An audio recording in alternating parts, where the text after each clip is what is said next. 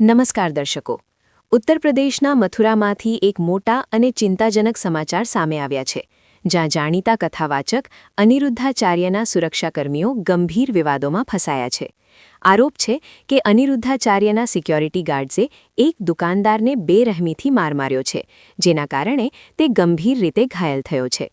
પીડિત દુકાનદારનું નામ વિવેક કુમાર છે, જેઓ મથુરામાં ગૌરી ગોપાલ આશ્રમ નજીક પોતાની દુકાન ચલાવે છે.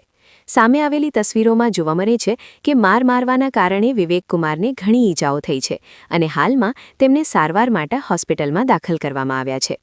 ઘટનાની વિગતો આપતા પીડિત દુકાનદાર વિવેક કુમારની દીકરીએ જણાવ્યું કે દિવસના અજવાળામાં લગભગ 11:30 થી 12 વાગ્યાની વચ્ચે ગૌરી ગોપાલ આશ્રમનો એક ગાર્ડ આવ્યો અને મારા પિતાજીને ઘસેડતા અને મારતા લઈ ગયો હતો. જ્યારે મારા પિતાએ વિરોધ કર્યો ત્યારે તેમને બેરહેમીથી માર મારીને અનિરુદ્ધાચાર્યજીના આશ્રમમાં ખસેડવામાં આવ્યા.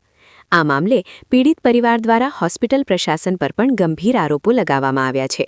વિવેક કુમારની પત્નીનો દાવો છે કે હોસ્પિટલમાં તેમના પતિની યોગ્ય રીતે સારવાર કરવામાં આવી રહી નથી અને તેમને એક પણ દવા આપવામાં આવી નથી.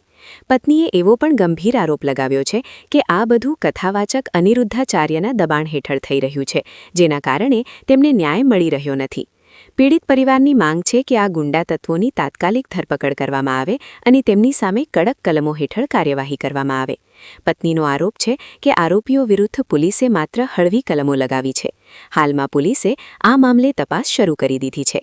હવે જોવાનું એ રહે છે કે પ્રખ્યાત કથાવાચકના સુરક્ષાકર્મીઓ વિરુદ્ધ પોલીસ શું કડક કાર્યવાહી કરે છે.